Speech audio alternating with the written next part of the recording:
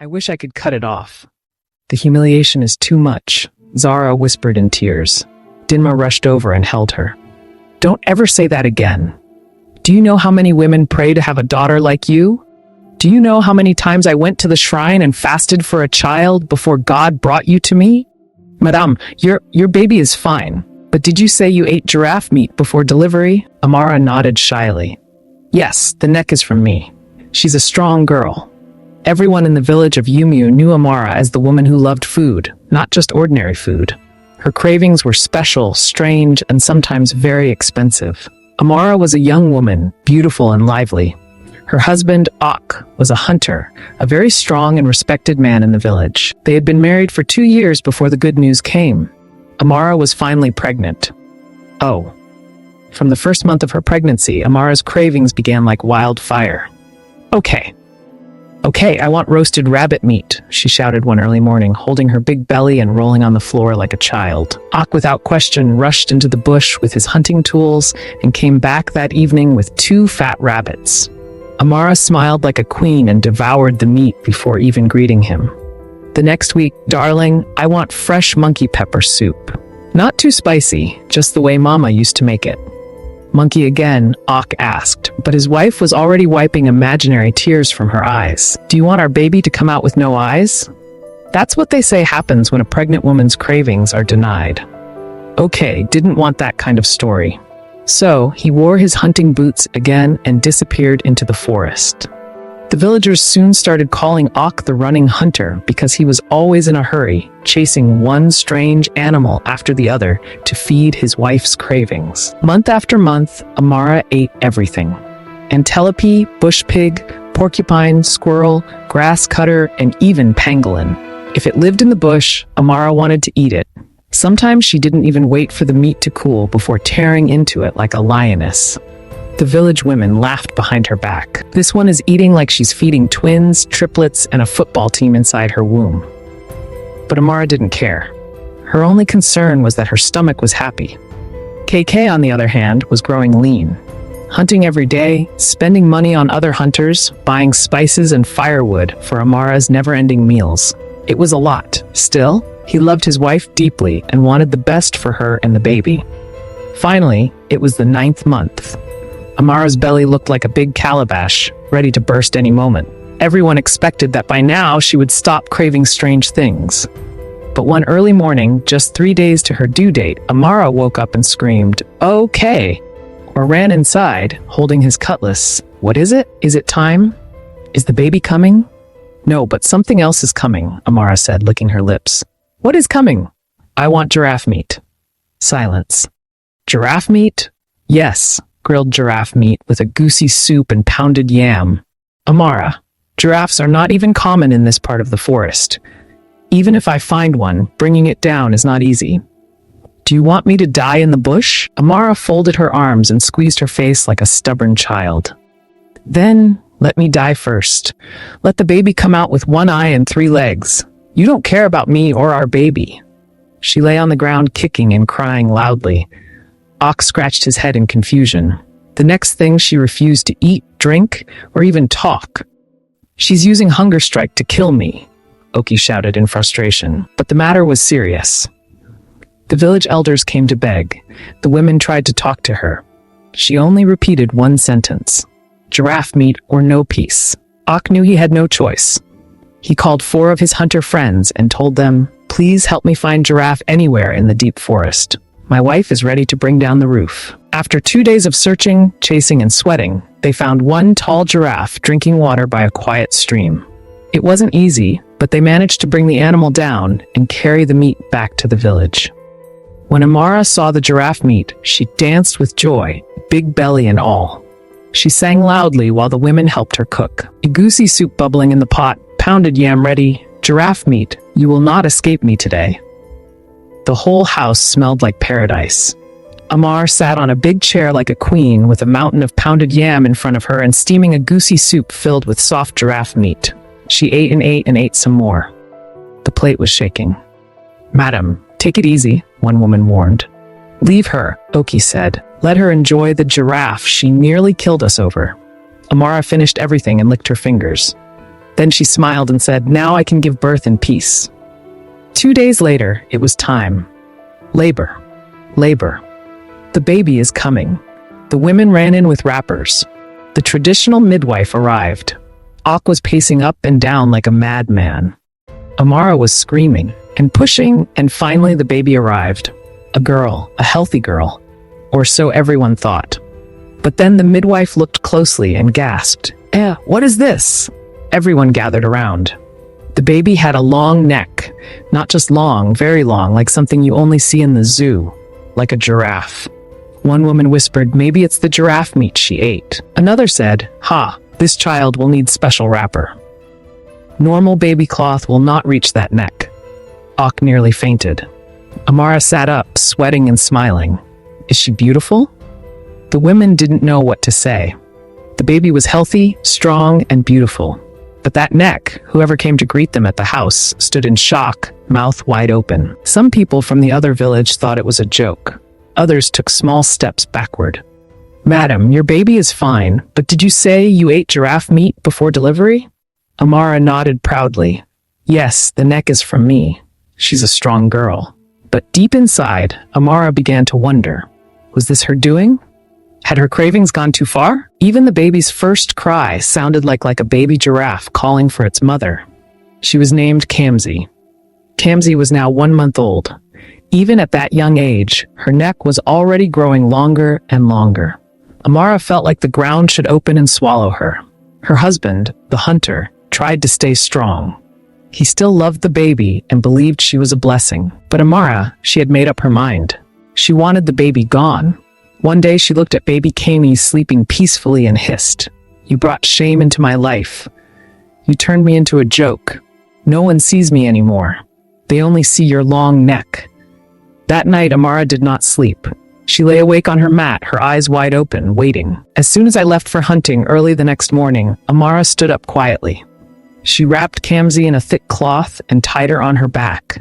She didn't take any bag, didn't tell anyone where she was going. She just walked. She walked far deep into the bush. The air was cool. The leaves were wet with morning dew.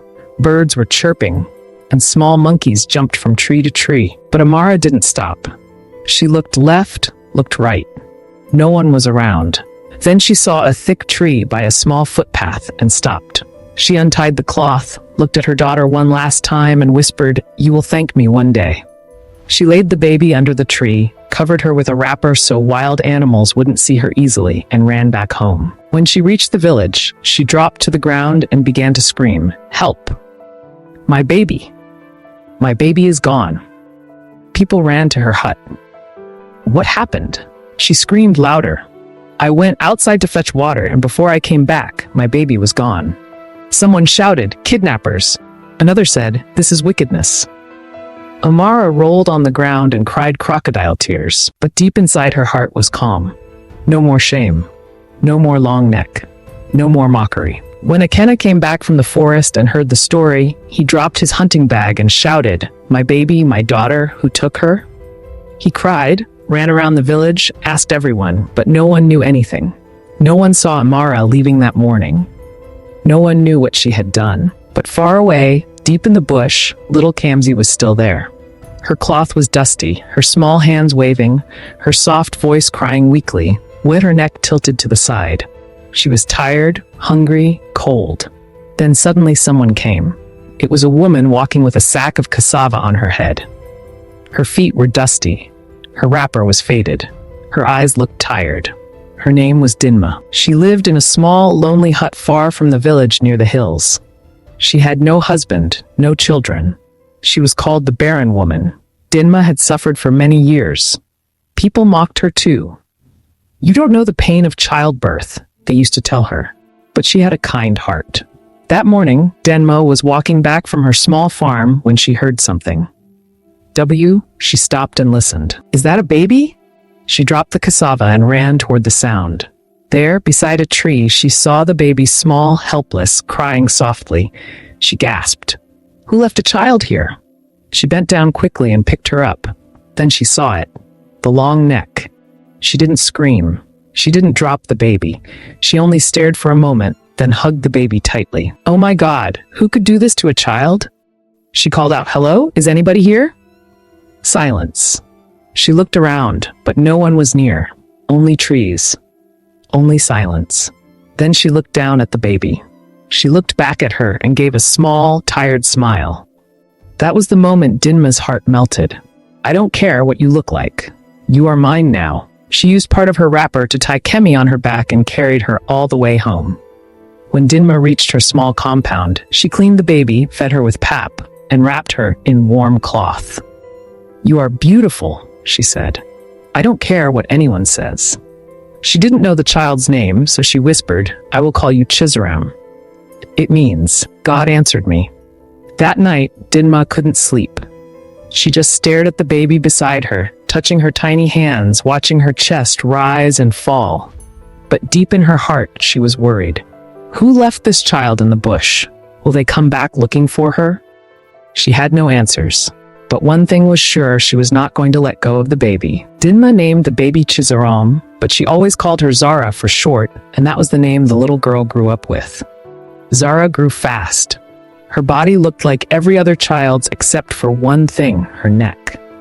It was long, too long for a child. As she got older, the neck got longer. Some people said it looked like a rope. Others said she looked like a giraffe. But Dinma didn't care. She took care of Zara like her own daughter. She called her my sunshine, my miracle, and my answered prayer. God gave you to me, she would always say, and Zara, she didn't call Dinma auntie or madam. She called her mama. When Zara turned 6, Dinma took her to the village primary school. She dressed her in a clean uniform and tied her hair nicely. Zara was happy, but her first day in school turned into a sad day. As soon as she entered the class, one boy shouted, "Huh, see Giraffe." Another girl covered her mouth and giggled, "Why is her neck taller than the blackboard?" The whole class laughed and laughed. Zara stood quietly. Her eyes became red. Tears rolled down her cheeks. She went back home crying. "Mama, I don't want to go to school again. They are laughing at me." Dinma hugged her. "Zara, don't mind them. You are special. One day they will stop laughing." But it didn't stop. In school during playtime, no one wanted to play with her. They would say, "Go and play with trees. They are your neckmates." Sometimes they threw paper at her back. Zara tried to smile. She tried to be strong, but when she came back home, she always cried in Dinma's arms. And Dinma would wipe her tears and say, "Zara, you are beautiful. Never forget that." Zara grew older. By the time she was 17, she had grown into a very fine girl. Her skin was smooth, her eyes were bright, her voice was calm. But still, her long neck remained. Even when she tied scarf, it didn't hide it. People in the village gave her a name. They called her the girl who sees tomorrow. Ah, with that kind of neck, she can see what's happening in the next village. Maybe she talks to the sky. People laughed. Even at the stream, when girls came to fetch water, they pointed at her and giggled behind her back. She should just join giraffes in the forest. Zara always walked quickly past them, head down, fighting her tears. But there was one person who didn't laugh. His name was Oyora, the most handsome and rich gold seller in the whole village. He was tall, fair, and always well-dressed. His gold chains shined in the sun, and every girl in the village dreamed of being his wife. Whenever Oyora passed Zara on the road, he would smile gently and greet her. "Hello, Zara." Zara would nod quickly and walk faster. Sometimes she thought, why is he greeting me? He should be laughing like the others. But Oyora didn't stop. Every week he would send foodstuff to Dinma's house. Rice, beans, yams, even milk and soap. "Mama, who gave us these things?" Zara asked one day. Dinma smiled. "Abjora, he likes you." Zara turned away. "I don't want him. He's only pitying me." "Zara," Dinma said, "not everyone sees you the way others do. That boy is different." Zara looked at the floor. "But Mama, look at me. Look at my neck. No man wants a girl like me." Dinma held her hand. "Don't say that. You are worthy of love. You are beautiful. Even if your neck reaches the sky, you are still the child I prayed for." But Zara didn't believe it. She was afraid. She felt inferior. One afternoon, when the sun was hot and Zara was helping Dinma cassava, they heard loud voices. 3 young women were walking into their compound. Zara recognized the first one immediately. Chisholm Oyora's girlfriend, the one all the girls in the village feared. Chisholm was tall, bold, and full of pride. Her friends followed her like bodyguards. As they entered, Chisholm clapped her hands and shouted, "So this is where the giraffe lives." Zara froze. Jess looked at her from head to toe and hissed. "You think because Oyora gave you some rice, you are now his wife?" One of her friends laughed and added, "With that long neck, she will finish all his food before marriage." Another said, "She should go and marry Giraffe in the forest." Zara's eyes filled with tears. "Ma, please tell them to leave," she whispered. But Chisholm turned to Dinma. "Old woman, you better warn your giraffe daughter to leave my man alone." Dinma stood up slowly, calmly. She was poor. Her clothes were old, but her voice was strong. "My daughter did nothing wrong," she said. "Obiora came to us. We did not beg him." Tyson laughed harshly. "Of course he came. Maybe he likes zoo animals. And you? You should go and adopt Monkey next." Zara burst into tears. "Please, go," she cried. "Please." Jess threw her hands up and turned to leave. But as they walked out of the compound, her voice echoed, "Stay away from my man, giraffe girl, or next time I will come with cane." When they left, Zara ran inside and slammed the door. Dinma followed her and sat beside her on the mat. She said nothing at first. Then she reached out and touched Zara's hand. "My daughter, don't let people's words become your mirror. You are fearfully and wonderfully made." Zara cried and whispered, "Mama, I didn't ask to be like this. Why didn't my real mother want me?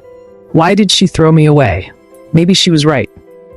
Dinma's heart broke, but she kept her calm. "No, my child. Your real mother lost a diamond and didn't know. Let the world laugh today, but one day they will see who you really are." Hours later, Zara still sat on the bamboo mat inside the small mud house, her face soaked with tears. She hugged her knees tightly and buried her face in them, shaking gently as she cried. "Mama, why did they say those things? Why? What did I do wrong?" Dinma sat beside her, her eyes filled with sorrow. She wrapped her arms around the only child she had ever called her own. "My child, the world can be very cruel to people they don't understand," Dinma whispered. "But don't let their laughter become your shame." Zara sniffled. Her nose was blocked and her eyes swollen from crying. "They called me Giraffe. They said I should go marry an animal. Even Oyora's girlfriend, she insulted you, Mama." Dinma smiled gently and wiped Zara's cheeks. "Let them say what they want. What God has made beautiful, no mouth can spoil. You are my jewel." But Sarah couldn't smile. Her heart was too heavy. She stood up slowly and walked to the corner of the room where an old mirror hung. She stared at her reflection for a long time. Her neck truly was longer than anyone else's in the whole village. She turned left and right, tilted her head up and down, but no matter what she did, the neck was still there, long, straight, and unmissable. "I wish I could cut it off," she whispered. Dinma rushed over and held her. "Don't ever say that again. Do you know how many women pray to have a daughter like you? Do you know how many times I went to the shrine and fasted for a child before God brought you to me?" Zara looked at her. "You really don't care about my neck." Dinma laughed, holding her chin. "I care about your heart, not your neck. And if people say your neck is long, tell them it's long enough to reach heaven and hear God faster." Zara giggled just a little. For the first time that day, a weak smile appeared on her face. The next day, rumors spread all over the village. Obiora's girlfriend went to fight the giraffe girl. They said she's using her long neck to collect blessings before others. Dinma's daughter is now causing village problems. Zara avoided the market square. She didn't go to the stream. She stayed indoors all day, pretending to pound yam for no one or sweeping the same spot over and over. But Oyora didn't stop sending foodstuff. In fact, he increased it. 2 yams became 5. 1 cup of rice became a full bag. He even sent fresh palm oil, gari, and a small bottle of perfume. Dinma's eyes widened as she received the items. "Zara, this boy is serious. He even sent 2 wrappers for me, but Zara refused to come out of the room. I don't want anything from him." Dinma sighed. "My daughter, how long will you punish yourself? Can't you see this boy sees more than your neck?" But Zara shook her head. "I'm not like the girls he should marry. I'm just a joke to the whole village." That evening, while Dinma was in the backyard washing bitter leaf, Zara heard a gentle knock on the door. "Knock, knock."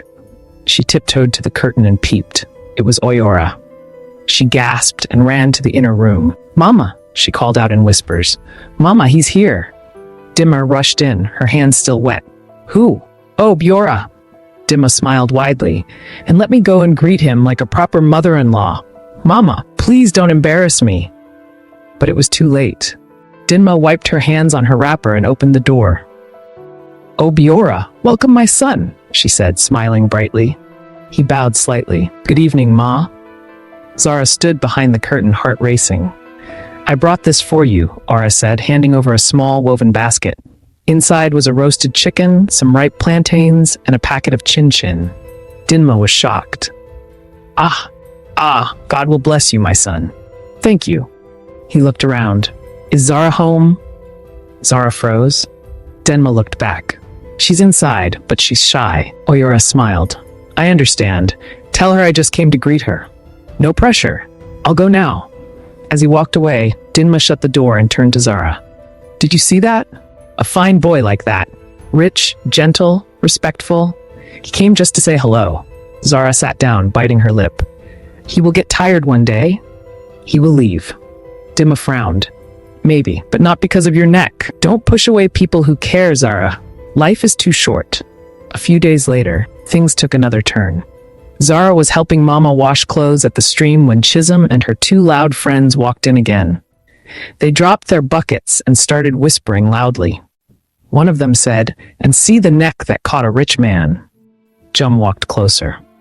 "You still don't have shame after everything I said." Zara stood up. "I didn't beg him for anything, but you took the food. You took the gifts. You and your hungry mother." Zara's heart sank. She clenched her fists. "Don't talk about my mother like that." Chisholm laughed. "Or what? Will you hit me with your long neck?" Her friends burst into laughter. "Look, Giraffe girl," Chisholm said, stepping even closer. "Stay away from Oyora, or next time it won't be words I'll bring." Zara's eyes filled with tears again. She grabbed the wet clothes and ran off. The villagers around the stream all stared in silence. No one said a word. Some pied her. Some whispered, but none helped.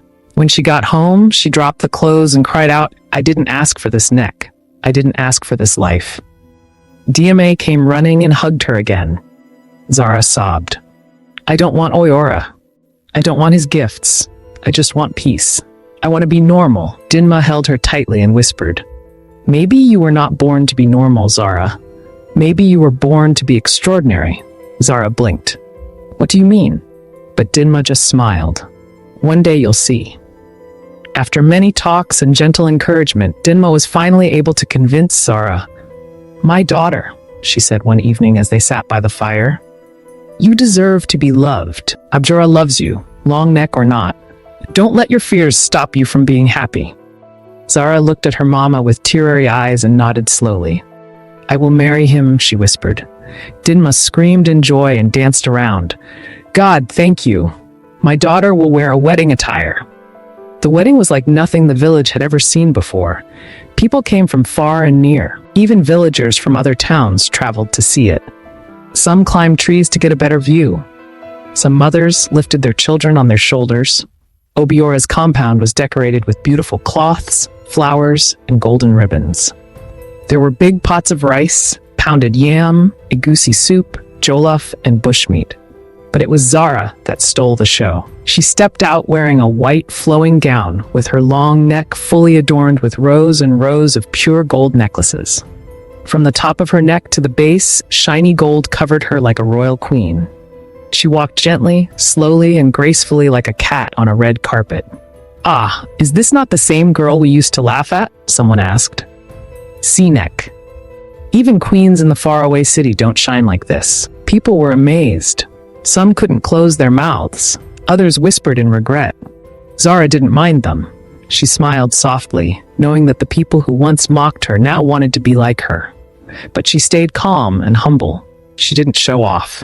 She didn't talk too much. She just smiled and held Oyora's hand. After the wedding, Zara moved into their mansion. The house was the biggest in the village. It had tiles, big chairs, a sparkling clean kitchen, and a tap that brought clean water, something most villagers had never seen. People now wanted to be friends with her.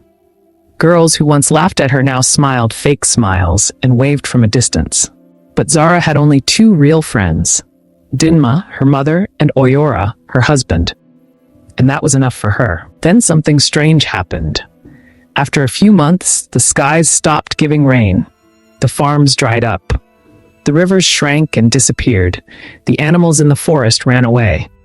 No more grass to eat. Famine came upon the land. People cried. There was no food, no water. Their crops refused to grow. Even rich families started selling their goats to survive. But in Oyora's house, things were different. They had food. They had clean water. They had plenty of yam, rice, and meat. Or had stored enough food in his warehouse, and he dug a deep well in his compound that never dried. Every day, people came to their gate with empty bowls. Please give us small food. My children have not eaten since yesterday. Help us, Zara. And Zara helped. She and Dinma packed food and shared water for many villages. Some people came with shame on their faces because they had once mocked her. Zara gave them food anyway. She had a kind heart. One afternoon, an old, tired man arrived at their gate. His clothes were torn and his legs were dusty. His eyes were weak and he looked like he had not eaten for days. It was Ak the hunter, Zara's real father. He didn't recognize her. He didn't know that the girl standing behind the gate, dressed in clean clothes with a long neck and gold necklaces, was his own daughter. He bowed his head and spoke with a cracked voice. Please, I'm hungry. I haven't eaten since morning and I need water to take home. Zara didn't say much. She turned and called Dinma. Mama, give him food and water. Let him rest. Dinma brought rice, meat, and a cup of water. She gave it to him with a smile. Ak sat on the ground and ate slowly. As he ate, he kept looking at Zara. Such beauty. Her long neck is so beautiful, he whispered to himself. This one is a queen. She looks like what my daughter could have been. If only.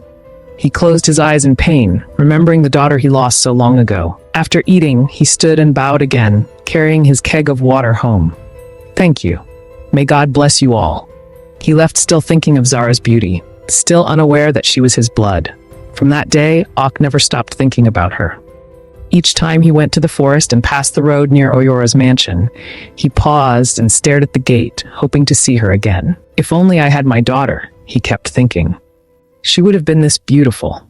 But he did not know that his daughter, the one he thought was lost forever, was already standing behind that very gate. Zara, too, didn't know the man she had fed was her real father. The same man who had once cried when he thought his baby was stolen. Meanwhile, Aluchi and her friends, the same girls who mocked Zara before, came to beg for food too. They came with shame. They covered their faces with wrappers.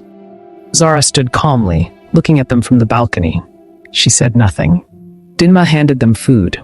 They took it quietly and left. They tried to smile and wave, but Zara only nodded. They were embarrassed. They now wished to be friends with Sarah, but it was too late. Their fake smiles were not enough to erase the pain they once caused.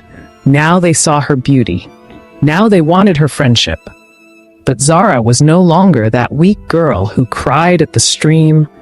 She was Zara, the golden-necked queen of the village. Did you enjoy the story? Do we continue it? Please don't forget to tell us where you are watching from. Thank you so much for watching.